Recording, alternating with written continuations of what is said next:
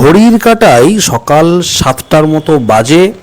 আমরা পৌঁছে গেলাম সেই চেনা জায়গা যার উপর দিয়ে আমাকে বারবার যেতে হয়, গাজল টোল ট্যাক্স।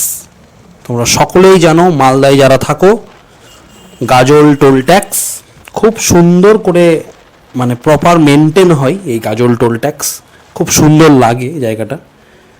কুয়াশা খুব একটা ছিল না, ভিজিবিলিটি একদম ক্লিয়ার, তোমরা দেখতে পাচ্ছ।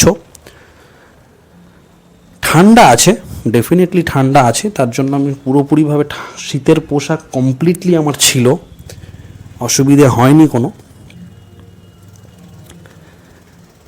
ফাটিয়ে রাইড হচ্ছে। NH-12 রাস্তা মোটামুটি ভালোই, আপ টু ডালখোলা, রাস্তা নিয়ে কোনো কথা হবে না। আর এই যে ফ্লাইওভারে উঠছি, তার বাদিক দিয়ে রাস্তাটা চলে গেল, সেই বাদিক দিয়ে রাস্তাটা সোজা গিয়ে ব্রিজের তলা দিয়ে ডান দিক মারলেই চলে যাবে দক্ষিণ দিনাজপুর বালুরঘাট হিলির রাস্তা। আর আমরা ফ্লাইওভার উঠছি, দেখতেই পাচ্ছ, এই যে ফ্লাইওভার উঠছি আমরা। আর এই ফ্লাইওভার ধরে সোজা চলে যাব উত্তর দিনাজপুরের দিকে,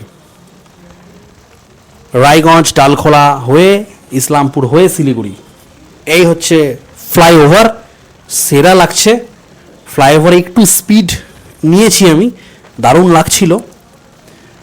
মানে ফাঁকা রাস্তা, সকালের ফাঁকা রাস্তায় রাইড করে যা মজা আছে না, মানে আলাদাই, জাস্ট অন্য লেভেল, যা লাগছিল না কি বলবো। দেখো রাস্তা, দেখো শুধু দারুণ হয়ে আছে। কিছু কিছু জায়গা না সত্যি NH-12 দারুণ হয়ে আছে, গাড়ি চালিয়ে যা মজা পাই না আমি, দারুণ লাগে।